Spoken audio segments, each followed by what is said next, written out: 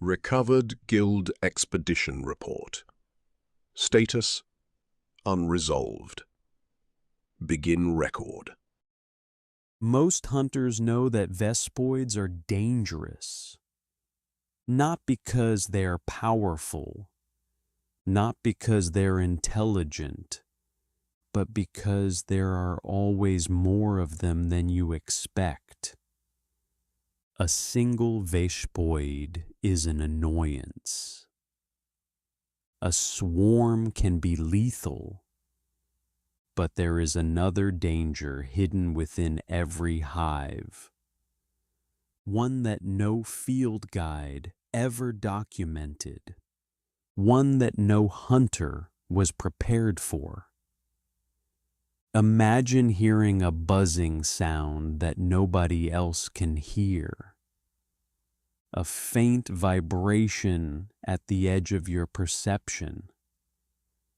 Just loud enough to notice, never loud enough to locate. At first, it happens once, then twice, then every night. You begin waking up exhausted. You start dreaming about places you've never visited. You find yourself thinking about Vespoids constantly, not fearing them, not hunting them, thinking about them, wondering where they are, wondering what they're doing, wondering why you've spent your entire life avoiding something that suddenly feels so familiar. Then one morning you realize you've been walking toward a hive without consciously deciding to. And for the first time, that realization doesn't frighten you, it comforts you. Tonight's account concerns one of the most disturbing ecological incidents ever whispered about among guild researchers. A case involving an isolated Vespoid Queen whose colony developed an evolutionary adaptation unlike anything previously observed. An adaptation that did not kill its victims. It recruited them. In the ecosystems of the monster hunter world, survival belongs to creatures capable of adapting. A Rathalos dominates the skies through strength. A Tigrex overwhelms prey through aggression. Even the smallest monsters possess traits refined through generations of competition. Vespoids are no exception. Though often dismissed as oversized insects, they are remarkably successful organisms. They exist in nearly every environment. Their colonies expand rapidly. Their communication systems allow thousands of individuals to function as a single unit. Every worker serves the hive. Every defender protects the queen. Every action supports the survival of the colony. The queen is the center of that system. Without her, the hive collapses. With her, it thrives. Researchers have long known that Vespoids communicate through chemical signals.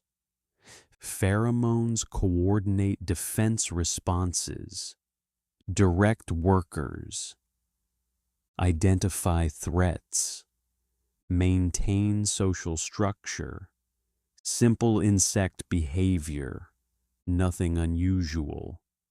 Until an expedition to a remote frontier region uncovered evidence suggesting one queen had evolved something far more sophisticated. not mind control, not psychic influence, not anything supernatural, something far more believable, and therefore far more terrifying. A pheromone capable of exploiting the human brain. The first reports came from a settlement established near a heavily forested canyon system. The region was rich in minerals. Trade flourished.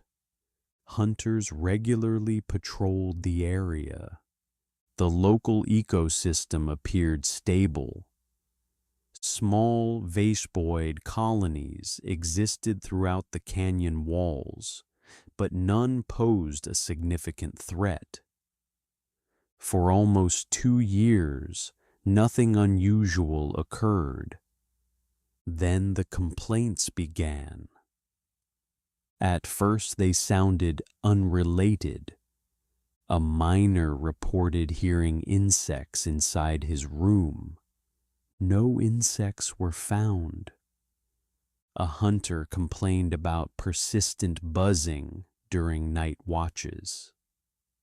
Others heard nothing. A merchant insisted there was a nest somewhere beneath the settlement. Repeated inspections found no evidence. The buzzing itself was difficult to describe. Victims consistently struggled to explain where it originated. Some believed it came from outside. Others claimed it seemed internal, like a memory of a sound rather than an actual sound. The sensation rarely lasted more than a few seconds, just long enough to draw attention. Then it vanished. Most ignored it. Life continued. Weeks passed. The buzzing returned. More frequently, more persistently. Soon dozens of residents reported identical experiences. Guild physicians suspected stress, long work hours, poor sleep, environmental factors. The explanation seemed reasonable until the dreams started. Every affected individual reported unusually vivid dreams. The details varied, but certain elements remained consistent.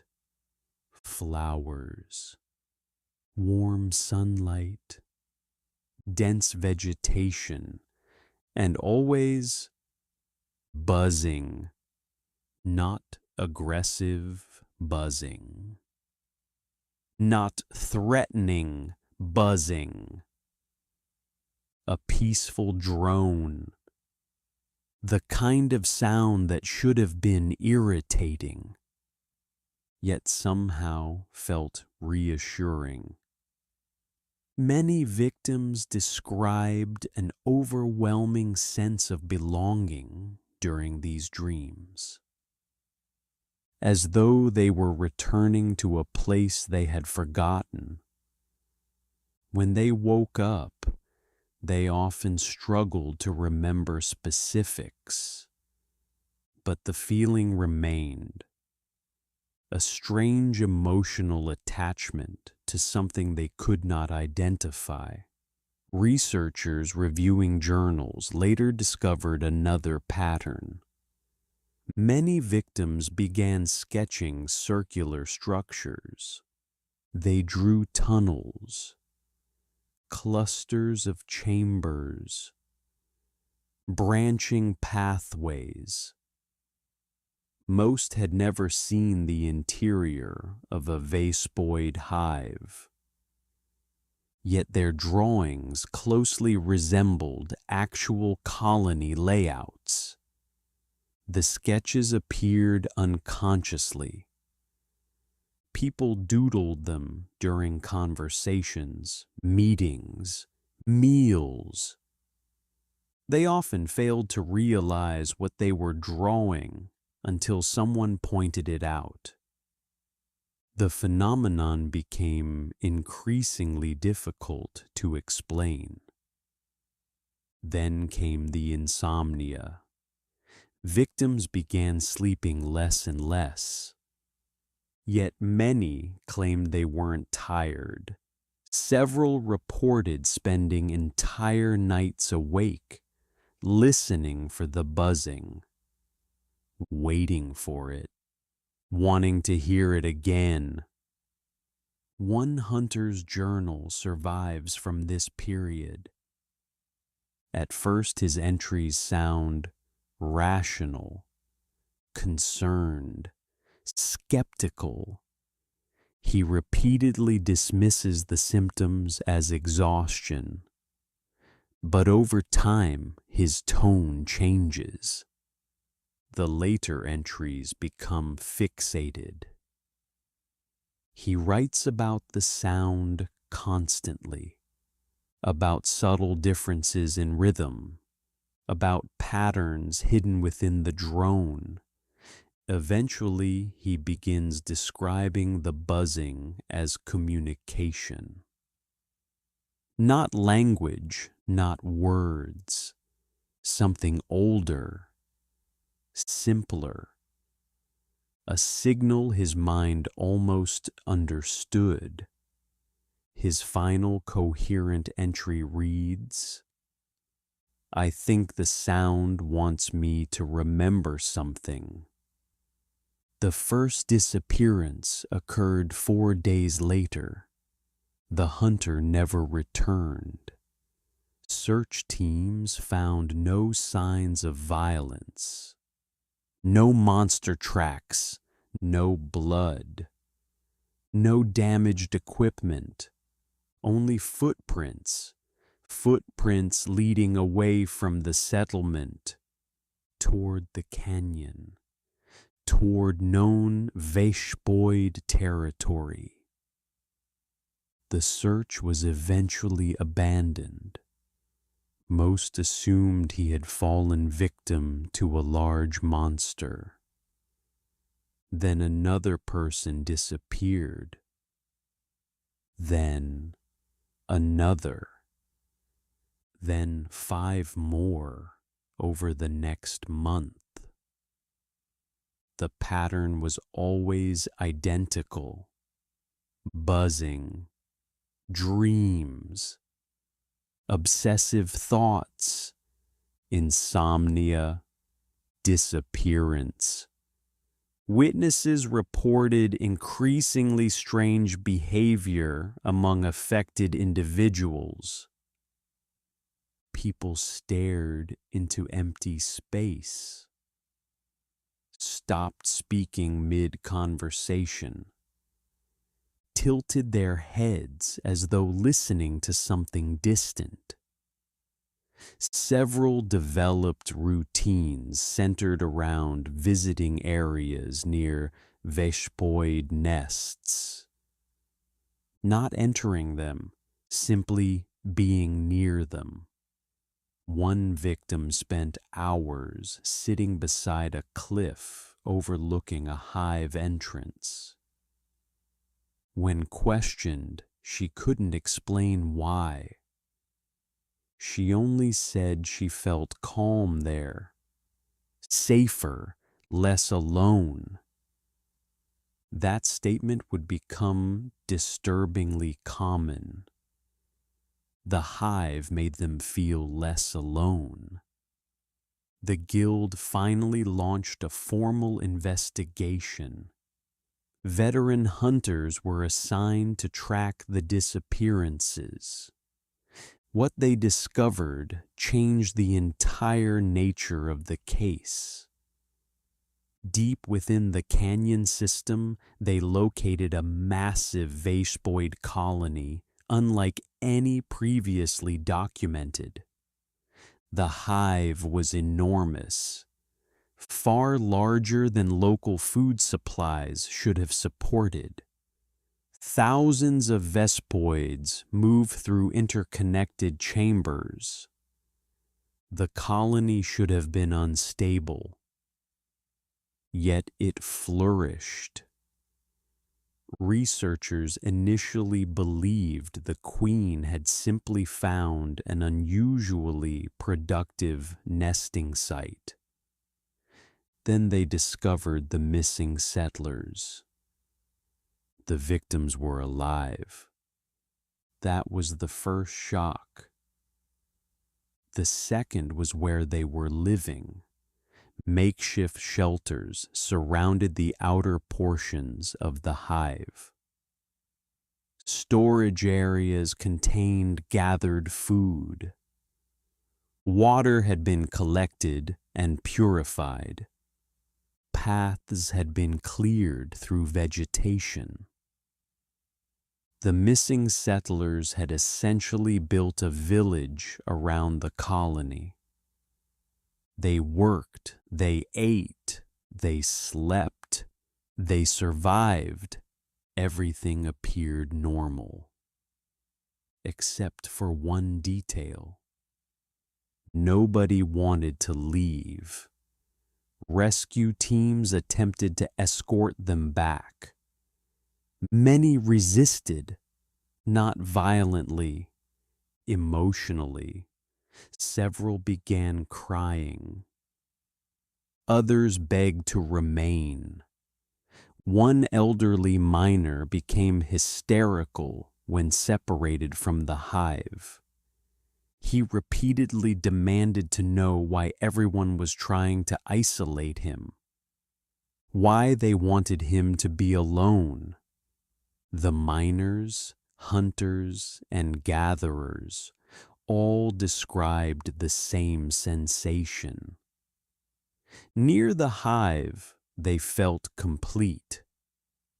Away from it, they felt empty.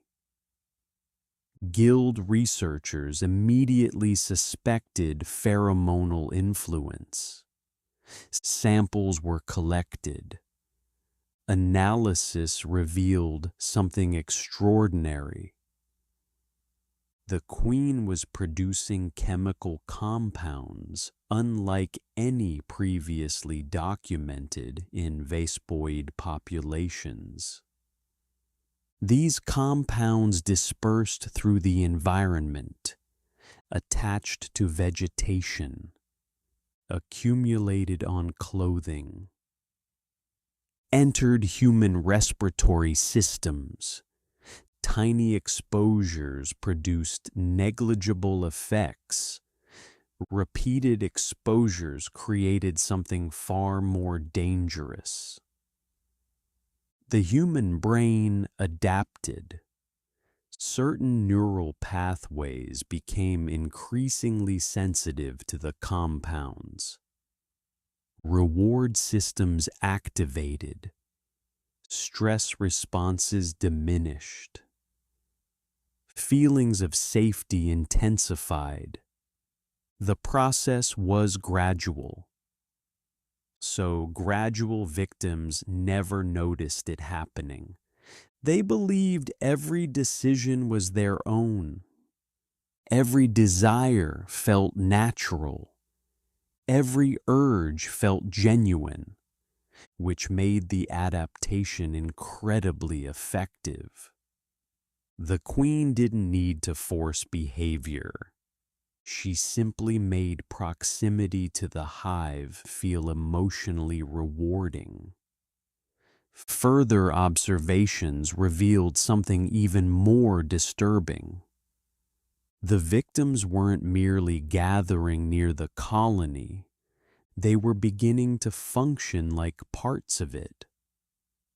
Without instruction, individuals started performing tasks beneficial to the hive. They cleared debris from entrances, removed predators from surrounding areas, transported plant matter into chambers, protected nearby Vespoids from threats. No one ordered them to do these things. No one coordinated their actions, yet somehow they collectively improved colony survival. Researchers realized they were witnessing a horrifying evolutionary breakthrough. The Queen had effectively expanded her workforce beyond her own species. Humans had become auxiliary drones. Not physically, psychologically. The phantom buzzing suddenly made sense. The dreams made sense. The compulsions made sense. The Queen's pheromones were influencing perception itself. Victims became hyper-aware of signals associated with the hive. Their brains searched for them constantly. The result was a feedback loop. The more they thought about the colony, the more rewarding the colony became. The more rewarding it became, the more they thought about it. Individual identity slowly eroded beneath an artificial sense of belonging. One researcher documented his own exposure after spending several weeks near the hive. His notes are among the most unsettling records ever recovered. Initially, he remained objective, scientific, detached. Then his writing changed. The entries became shorter, more emotional, more personal. He stopped referring to the Vespoids as specimens. He began calling them the colony, then our colony, then simply us. His final journal entry was discovered abandoned beside his camp. It contained only 3 lines. The buzzing is clearer now. I finally understand what it means. We are not alone anymore. He was never seen again. The guild eventually classified the colony as an extreme ecological threat. A coordinated extermination operation was authorized. Veteran hunters entered the canyon. The Queen was located. The hive was destroyed. Thousands of Vespoids were eradicated. The operation succeeded, officially. Yet recovery proved difficult. Many survivors never fully returned to normal. The buzzing persisted for years. Some experienced recurring dreams long after exposure ended. Others reported overwhelming loneliness despite living among friends and family. Several attempted to return to the canyon repeatedly, even knowing exactly what had happened to them. Researchers compared the condition to an addiction, a learned biological dependence created through prolonged chemical exposure. But many survivors rejected that explanation. They insisted the hive had provided something they genuinely missed. Not control, not manipulation, connection, purpose, belonging. And that belief may have been the Queen's greatest adaptation. Because even after understanding the truth, part of them still wanted to go back. Most monsters kill with claws. Some kill with venom. Others destroy entire settlements through brute force. The Vespoid Queen never needed any of that. She evolved something far more efficient. A way to make prey volunteer.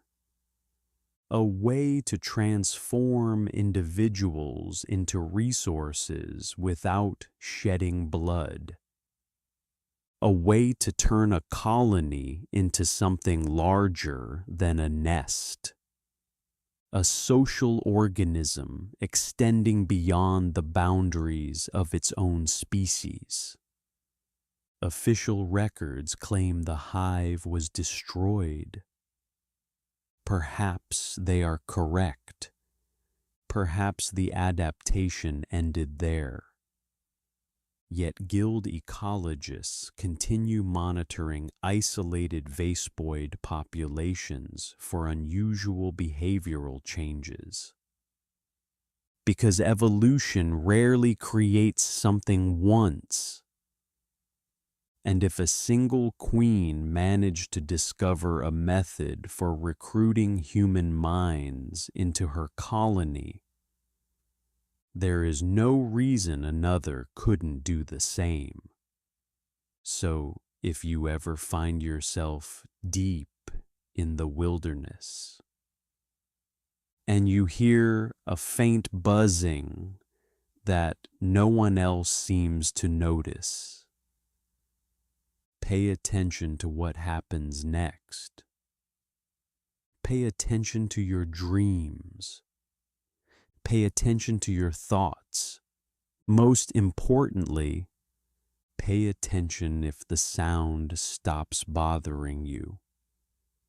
Because the moment the buzzing becomes comforting, the hive may already be making room for you. This report remains under investigation. The Guild closed this case. The archives did not.